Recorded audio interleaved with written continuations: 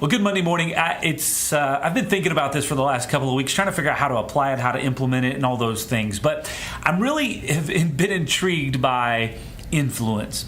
So I've been hearing a lot about this and reading a lot about this, but you are influenced by the people that you're most directly connected with. And depending on the study that you read, it's somewhere between the 3 and the 5 people that you are closely connected with. Those are the type of people you will pick up on those behaviors. They will impact your life the most. And all it's talking about is influence.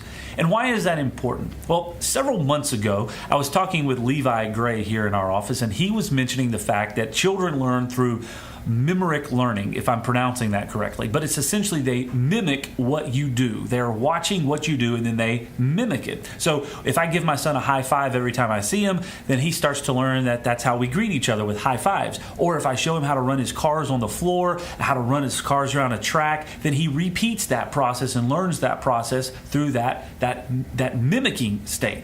Well, we do that as individuals through our adulthood as well, as we start to be influenced by the people that are around us, that we're mimicking their behavior. So if we're surrounded by the wrong types of people or people that are bad influences on our lives, then we are mimicking their behavior. If we surround ourselves with people that we want to be like, or the characteristics or the things that we want to do, then we start to mimic that behavior as well.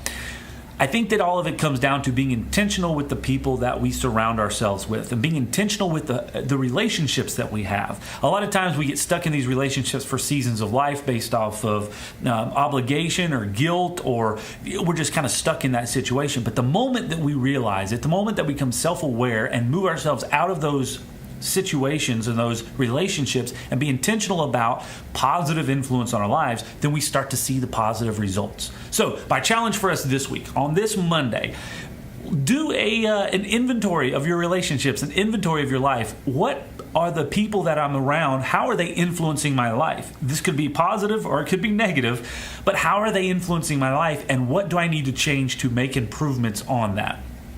We're always improving, trying to think through that process, and I look forward to hearing your thoughts on this in the comments below. Have a great week.